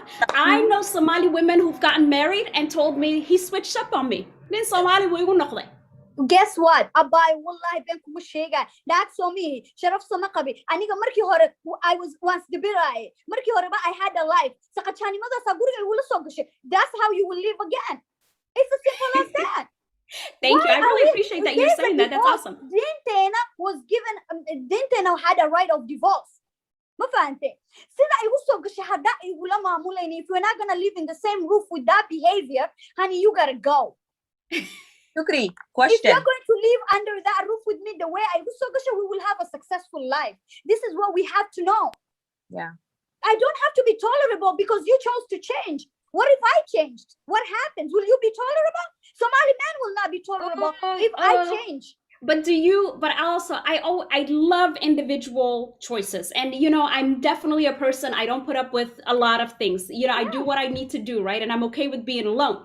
But I always want us to be able to look at the bigger picture because we are not an island. And we are, let's say you're twice divorced Somali woman and there's a twice divorced Somali man. You're going to be looked at differently. You're going to be treated differently. I don't care. It's going to be different, right? So you personally may not care because you have certain privileges maybe in the society that you live in, but if you live in a different society where that really does matter for your life, you're gonna feel differently about it. Ifrah. You are allowing a society to manipulate you by thinking what they think about you. Ma'anto. This is what we need to No, stop. no. That's not what I'm doing. What I'm telling you is that there's a social context matters. And if nin hadu bris kaga iyo noloshada in kaga xirneen, you have different options. And you and I and the other ladies here don't speak for, let's say, the women that don't have those options. That their But only we're way telling at them life. they can. You're telling them they can. I think, and what we're kind of a little bit missing over here is, and the food and whatever we are getting, that comes from Allah subhanahu wa ta'ala. The woman, Exactly. so if So whether Amani you're ain't gonna diverse change or over not, that's not gonna be an issue. But it's a society that shames you. For example, the same way, for example, if someone gets raped and that wasn't her fault, and her chance of marrying is very less, right? And then what happens is all the time on she's obsessed of, oh my God, nobody's gonna marry you. Oh my God, nobody's gonna marry you. Oh my God, listen, let's educate this person. They need we need to have a little bit balanced way, right? We need to and be advocates for and a woman's right, and without missing and the basic Islamic principles that we have to go through. And also we have to also think about, yes, those who don't have the privilege or missing food, for example. Some people, they marry, most of that right now, when I think it's like the child marriage happened, for example, although this can be a little bit crazy. Oh, are you against the religion? Which is not, because in child development, which is my area, and 18 years old, still the brain is developing. It doesn't mean you don't marry or marry. It's different. You're developing. You can, and kind of a unit mentor, unit support, right? And that is what's happening, for example, in one part Somalia, and most of the younger people, they never go and live in an isolated place. Over here, why the abuse rate it's a little bit higher is because I can do what I want, not realizing this person already had a trauma, right? Right now, why most of women, even in Somalia, they're having just jinni problem. Why the jinni is going to man?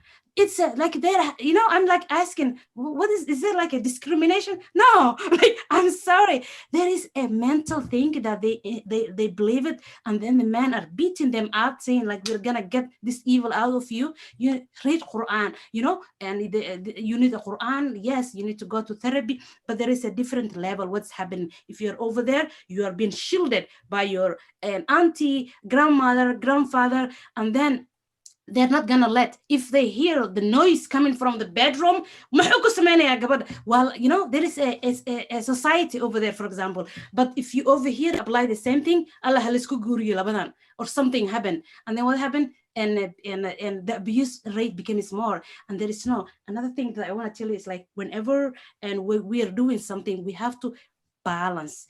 Those women who are abused or raped, they need also a space to speak up, privacy space. And I have one of my best friend, and here, and called Sarah Suber. She and experienced this and abuse, right? But then doing something, and for those people similar, it's better. And she's the founder of Break the Silence, and where women who got abused, come and then speak, about their experience. I and went one of those talking. You can, you feel emotional how they went through, but then you have a space created, right? We can join that. We don't have to reinvent the wheel all the time. We have to have those space. We have to have a support for women who are already experiencing an abuse, or and let me say, and all this abuse is trigger word for our Somali men. But we are not against you. We are trying to save you from hell. Seriously, I hear like some of the Somali and women right now saying, Ruqayya, I think there is a special place in hell for Somali men. Like, that is the level they are in. You need to go to Jannah. We want you to go to Jannah, right? How do you go? If they don't behave, there's a special place for them. One thing I want to complete now, and you see sometimes we have a muhadara for women muhadara, and I haven't seen a muhadara for men telling them how to behave with their wives. I need this, right? I'm not believing you, no religion, no. Your level is like, Islam, Iman, and ihsan.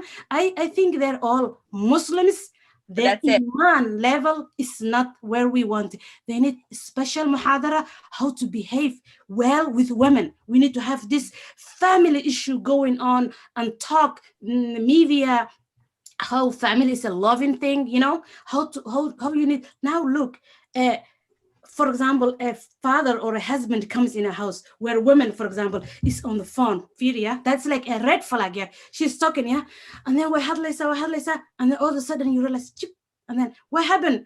What is that even? Listen, I know what is that. The husband doesn't let her talk with her friends freely.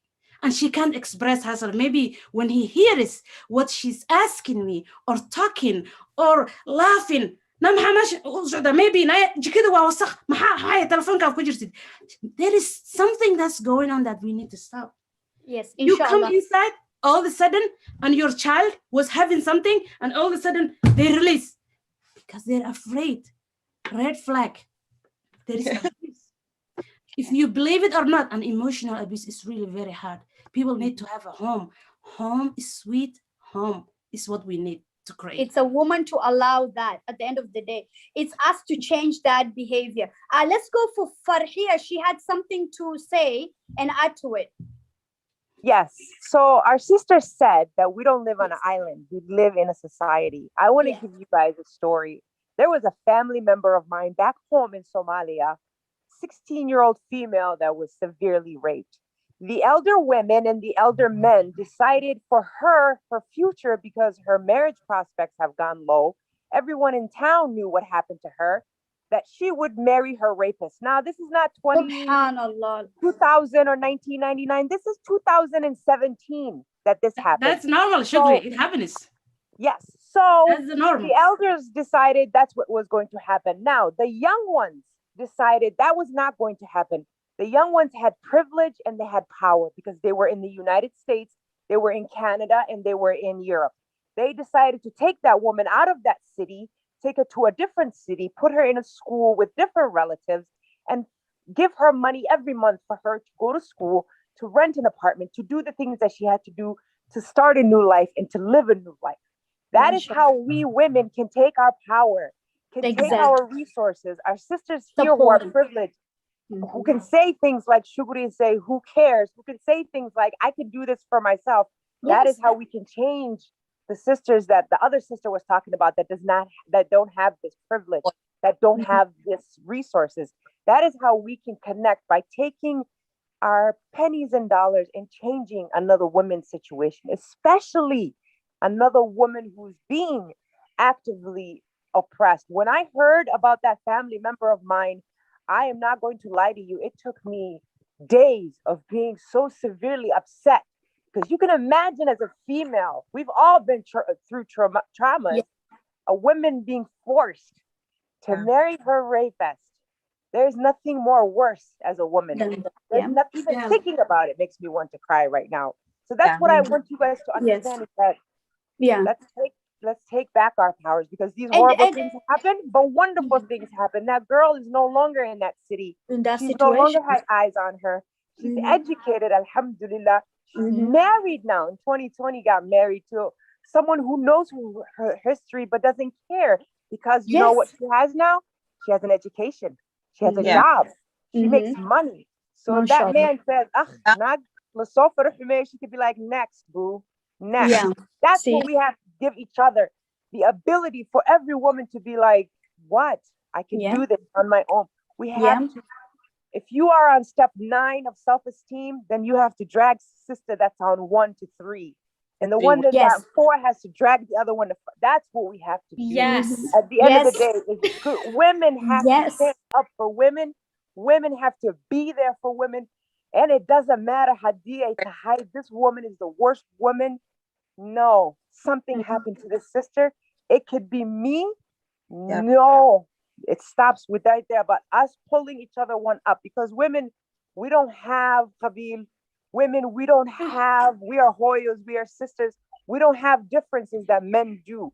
We are women. We are struggling, and we can be each other's light. That's what I want to instill in all of us. Wallahi, I can take that little tiny power I have, give to you, and you can make it big and give it to somebody else. That's how we women in Minneapolis can affect women in Hamar, women in Hargeisa, women in Thailand.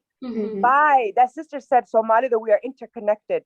Wallahi, that is, a light went off in my head when she said that. We are interconnected everywhere, because we are, right? It can be used for good. And it can be used for the good. So let's instill that in each other. One thing, let's change in our hearts when it comes to other women. And that is going to be, it's like a snowball. It starts small and it goes big, right? That's what I have. I just want to say, Farhia, thank you so much for saying that, and I want to be very real with you and everybody that's listening. I am definitely one of those women in my lifetime in Somali society that has fallen from grace, right? And suffered immensely for it, okay? So I became pregnant out of wedlock when I was 19. And that is character assassination for Somali women, right? And my family basically more or less disowned me, and it was just by myself and my child. So all of these things are very sensitive to me. And I have I think about the Somali women that don't have choices like me. I think about the Somali women who find themselves in a situation like myself, but are in Somali territories that don't have options, right? Because as much as it was emotionally difficult for me, I still was able to get a roof over my head based on the social services available in the country I live in. I was able to go to college. It was really difficult. It was really costly, but I was able to go, and I was able to get loans, and I was able to graduate twice.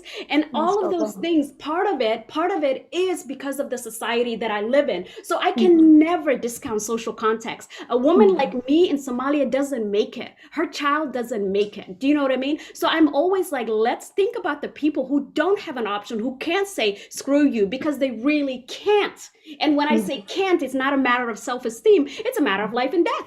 Yes.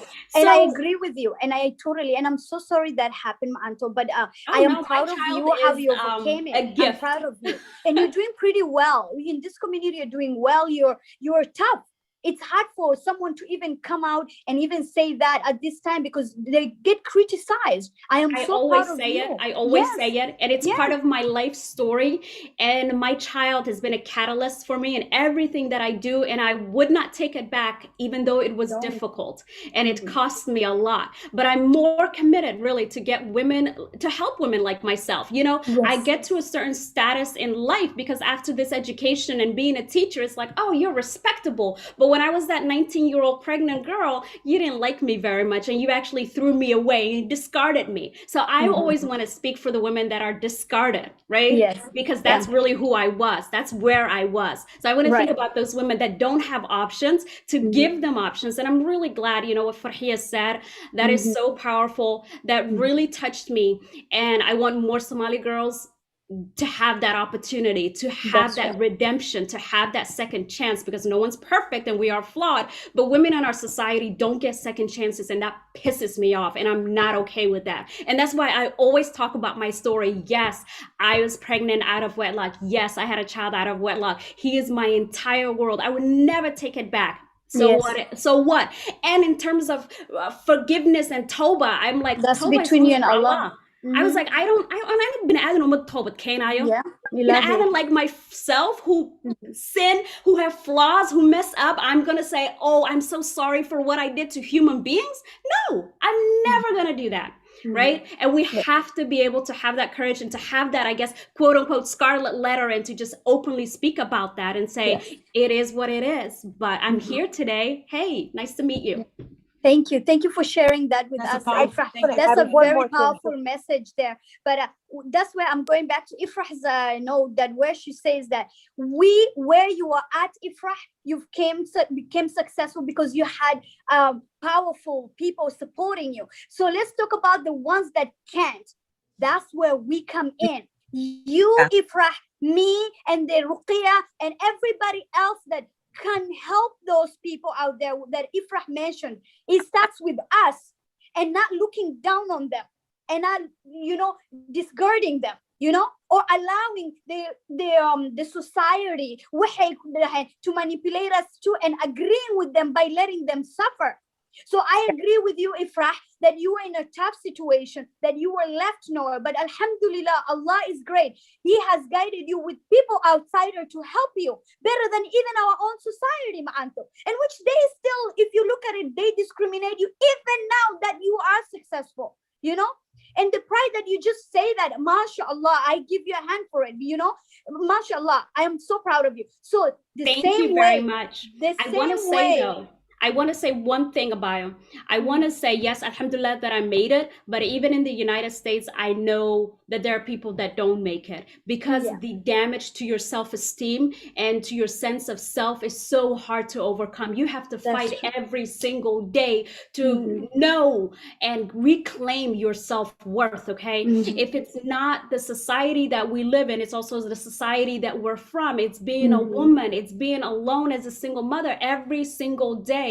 You have to fight for your self-worth, and you're just a person, one person. It's really hard, okay? Yeah, There's I believe depression, there's mental health challenges that I've been working on since I don't know how long, right? For me to be here is a miracle, right? It's a Yes. miracle. And I'm an anomaly, and I don't feel comfortable with that because I know what the statistics say. Even though I live in a developed country, the statistics say that single mothers, women like myself, don't make it even here. That's true. So I know the situation is even worse where we're from. Yes, and I am proud of you, Ifrah. I honestly I am, and inshallah I will pray for you. And don't feel that you have that trauma that will affect you all your life. Allah is with you, and He will take that from you. Inshallah, it will be clear. So Yes. First of all, this is who you are. It's a story, right? We have a book. We all have a book, and we all write our stories. And there's stories that we get to write our own, and there's stories that are meant for us to go through, right? This is your book, and it isn't owned by nobody. Nobody gets in and write your chapters. Nobody gets this.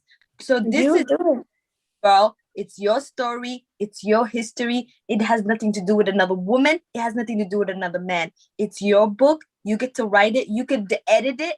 You could delete it. You get to do what you want to do to it. And that self-control, this is what gets you through it, right? And the fact, I love, Shukri, how you were like, that passion in you, right? Of saying, Thank you. Don't care, right? And now a girl is sitting and probably is like, yes, I want to feel that rage that she feels, right? So talking, like our sister said, is we are Somali. When the word Somali has no location, right? It's just a different part of the map, but the struggles are the same in different aspects. The pain is the same. The struggles are the same. The pain is the same. The unity needs to also be the same. So talking, I want somebody in Hammer right now to say, I want to call this girl right now, Shukri. I want to call her, and I want to say, Abayo, I'm in a fucked up situation and I need help. And and we'll help. Let me call the ladies, and we will get on the phone and we will get you there. We will help you there. So knowing has somebody to call no matter where they are, our network are for that reason. How many media accounts are there to bash people? How many? Wallahi, how many? There's so many. I have not one social network that people can go there that can go and say, I need support or I need help. And that's Dose where of reality will be one of them. After this discussion, any woman that is going through any hardship, that Allah subhanahu wa ta'ala has given you the power that you want to start, and you encourage yourself to leave toxic environment that affects you mentally and physically, leave.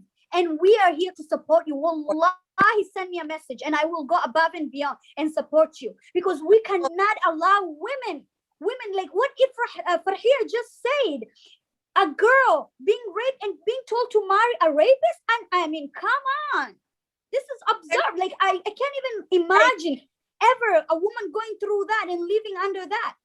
We have to have unity as a woman and help each other. Allahu Ya'lam. Shukri, as the sister told us, is she's right. The new generation does not give. right now, what I'm teaching my boys, they don't give a shit. Mhm. Trust, they don't care what the woman is about. Is he wants to know what this woman is to him. The girls want to know what the man is to her, not what Mhm. he is, not where he was born, not who, if his dad was the president of Mogadishu, none of that, right? So Mhm. are raising the new generation because Yes. we are at the place where we can do that. So how do we give the platform to the parents that can't do that for our Yes. generation? We support them.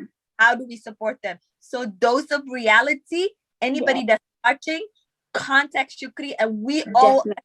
and will support Shukri to get to her mission, inshallah. Thank you. Thank you. So we have 15 minutes, I think maybe less right now. And what we have learned with all this conversation, with all this involvement, with all this passion talks that we've been discussing about women. This is about women. And we have taken, I think after having this conversation, we've taken the shame out.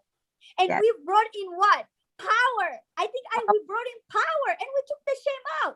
So do it for the guys who thought they were shaming women. No, there's some tough women that you need to come for us if you really think you can shame a real woman. These are the real women. That you cannot. You can. So this is the thing. We've learned what? Courage. We've learned what? Deen, Islamic values that people are manipulating us, using that against us as women. What have we learned? Power. We have to have our individual power, our individual limitation of what we can take and what we cannot take. And what else did we add? We added that we have to support each other. We have to get each other's back. And we also have to remember that we do not allow other women as a group, as individuals that we're together having dinner, talking down on the person that is going through a trauma out there. We need to stop that. And that begins with us women. So my Somali is horrible. I'm learning. But if I go ahead and tell the society and the community, the people that are watching Dose of Reality, what you have learned from this talk show today, as we've discussed about women shaming and how it turned out to be. So my takeaway is I'm really happy and I feel blessed to be with you ladies and hearing everything that I've heard.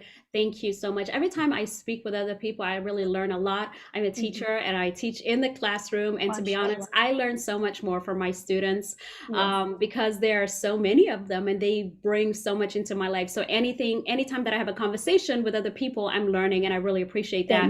Another thing that I learned is that when women are together and join together with a common cause and organize, we can make a lot of things happen. And I really do believe in that quote, like, if you want to change the world, look within, change yourself first. And that is something that is just really important. Over the years, I have done a lot of, reflection, right? If we don't reflect, if we spend 10 years and nothing changed, there's no growth, conscious or any other way, then it's like 10 years wasted. I think Muhammad Ali said that. But anyways, what I learned is that we need to stick together and we need to take that shame and just throw that away. I have struggled with shame. I've struggled with like self-esteem and, low self-confidence because of the life situation that I was in and because of the people that were supposed to love me, leaving me and just letting me fend on my own with a child. And it's really, really difficult. Shame is debilitating, right? And the fact that shame is something that is disproportionately put on women in our society is really awful. And it just leads to all of the things that we talk about, mental health challenges, trauma, addiction, all of these things. It's like, why do people do this? Why did my son turn out that way? Or why did my daughter turn out that way? Or if we look at somebody and see the kind of life that they're living, we just need to know that trauma is a trigger, and we really need to be careful with the things that we do and the things that we say to other people. And if we can't uplift them and say nice things, then we should just mind our own business and not add to the problem. Thank you, Ifrah. I'll go with Amani. Yeah. So what I would say, what I've learned from today, that we have amazing women that are doing amazing things in the community that together, like sister said, with a common goal, we are untouchable. I feel proud to be a woman. I feel proud to be a mother. I'm proud to be a sister, and I'm proud to be Somali. As much have a lot of issues, I'm very proud of my culture, because I think with the right people and the right mindset, we can change a lot.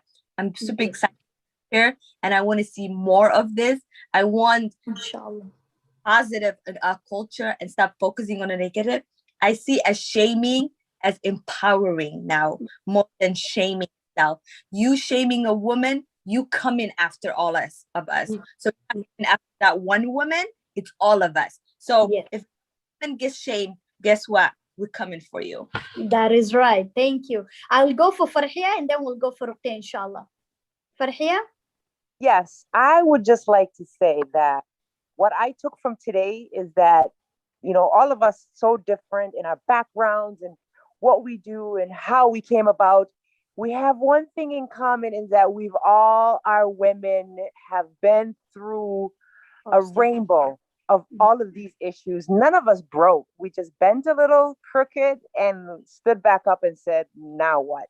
And I just took from today is that even though I don't know you, I don't know your personal struggle, I have been bent by life, by men, by situations, by society, by cultural, by Somaliness, right? Has bent me in some way that's made me feel some type of way. And I can connect with you. And the biggest thing that I can take from this is that I have learned to be a champion for other women. I have learned that I am my sister's keeper. I have learned that woman going through that is just as easily as she could be me, right?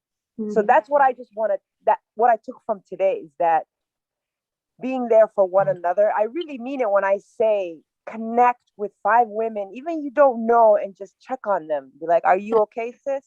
How is life going? And it could be, a professional, it could be through the mosque, it could be through anything. It's just having that connection, genuine connection with women who understand shaming women is not okay, is not acceptable. It's not going to be taught to the next generation, and that I will not stand for it. If you stand your ground and say, no, no, no, best believe others will follow. Nothing changes until somebody says, wait, let's do this thing differently. That's what I've learned. If we can trickle a tiny little bit of change, it can become bigger. So keep standing your ground, keep doing what you're doing to support other women, even if it's as small as it comes on your Facebook feed and you don't share it, you just press hide this, hide so you don't see that again. Thank you very much. Okay. We have overcome a lot. Ruqya, go ahead and tell us your feedback on this show. Yeah, Bismillah ar-Rahman ar-Rahim. And thank you so much first, and Shukri, and I want to thank and Farhia, Mani, and Ifrah for coming in and participating, and Valerie, of course, behind the scene. And it's good to talk about whatever and happiness in the society. And this is part of life. Things happen, and one of the things that I learned from and here, and as always, it's better to have a learning and moments. It's like we are weak as a society supporting each other. The reason, and I'm saying that, it's like we just believe what we see, right? But we know sometimes we cannot talk about. And also, I'm so glad that we have so many stories over here, and we have a position in power. We are all in a position of power, right? Other people that are missing from here, they don't have the opportunity to be over here. And one thing that I wanna and kind of encourage everybody is kind of use your power to help out, right? Use your power. You have a power, and use that power, because tomorrow you never know. And although people say, oh, this thing can happen to you, I don't kind of like using that this thing can happen to you. Who cares? Something can happen, but I want to learn a skill that how to move on. And I don't want to see people in a suicidal and mode, right? And I don't want to see people go unaccountable. Now we're talking about shame. Okay, listen, something happened. We are never talking about the other gender. Isn't that person isn't a sin? So we are unconsciously pointing somebody is in shame. Who made that person shame is also in shame. That's what I'm learning right now. But we are kind of in a default, we're putting that in a default position. They are fine. How many people went through a rape, for example, and they can't have normal life right now? And how many people are in a difficult position? divorce, for example, I'm glad that we talk about that over here. Divorce is a halal thing, right? Where are the cherry picking people? Why you're not picking that and verse that says it's halal, but still you need to feed your children. The responsibility is still over there. So one thing that I would like to tell people is, and especially our men, and this is for everybody and for myself, there is something that's called a win-win situation. One thing that I kind of realized it is like men think when women gets in power, they will be powerless. This all abuse and yelling and don't do that one, all these coercive things, like because they're insecure, they're looking for the power to compensate, because back home the woman didn't used to work, now woman is working. Listen, if your wife is not educated, your kids are not getting educated, they're not going to be educated. The wife needs to be educated. If you love your child to receive high quality education, educate her, invest her, say her, and like make her happy. I wanted to say her honey, and I remember a story, and one person tried, how we have different culture, went in Kenya, and I don't want to lose the time, and then all of a sudden tried to be, in a younger generation living from diaspora, and call it his wife honey all the time, and then all of a sudden, and after the honeymoon, she left him and she went to her mother. And then when the situation like got the cultural, like she told and her mother, like he kept on calling a woman, call it honey, unconsciously. And I got jealous, right? I didn't want to live with him. And he was calling her, so you know what I mean? Like when honey, like sometimes it doesn't work all of a sudden if you say honey, but you need to respect your wife. Your wife needs respect. She had just kids. Even there is an ayah in the Quran that says, even if she has a bad character, maybe Allah will give you good children. Where is this ayah? Why it's under the rack? So win-win situation. If you are in a leader, for example, and someone is down and you will keep pushing that person down, you're never gonna go up. Imagine you're putting yourself down. That's true for the bosses too. Down, do not do that. Just be honest, open mind, and uplift the person who's under you, and then you will also be uplifted. You will be a true leader. You cannot lead any government. You cannot lead any and a profit organization without leading effective your family. Win-win situation. Your wife needs you. She wants to go out and take her to the restaurants. Just be like, we are having some people that grew up in a trauma and society, and now there is no kindness, there is no compassion. You don't see a Somali wife it's like you see, but it's rare. But what I'm talking about, the common going together, walking, and in the gardens, talking normally. No, it's like yelling, kids, khaylo. Why? What happened? Why are we in crisis? We are losing our children because we are not behaving well. If we behave well, we will really we really need a counseling, marriage counseling, and we need to counsel men who are never taught, they never learned how to be okay with their wives. Something that I have never seen in the Quran, and I think 70% of our time is in the kitchen. By the way, Ramadan is coming, and pray, make worship Allah, get ajr. Avoid that kitchen. I'm telling you, because you both need to get ajr. Don't make that sambusa all the time, and then you lose your consciousness by the time you eat iftar, you pass out. No, let the man come in the kitchen, wash the dishes, do everything, cut the onion, make together food, be family, make a list, who's the dad's gonna do this task, the children. This is a practical thing that's gonna make us love each other without saying honey, and all of a sudden, hey dude, we're here 23 years together, what's wrong with you, honey? That doesn't work. But make actions that make you feel, and and buy gift for your wife. Prophet Muhammad said, tahabu, exchange gifts, you will love each other. You never see all these gifts happen, everything we forgot. There is no family value. We need to come back, and what we're doing is wrong. We're losing our children. That's all I'm concerned. I'm not concerned all these people, but we need to keep them and counseling in order to keep our young generation. Okay. Thank you so much, Ruqia, for all the examples and all the things that are happening in our community and how we're going to be changing, inshallah. We have overcome a lot of trauma, a lot of things that has happened to women, and we are hoping that this show will encourage women to remember that they do have support.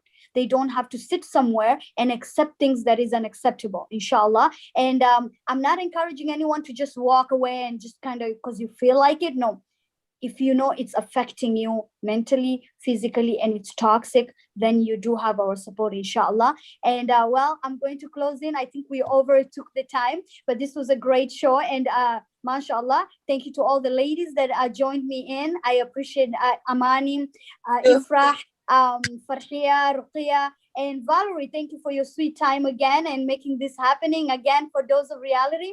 So have a great evening, and it is an honor to have this topic with you all. Ma salama. Bye, sis.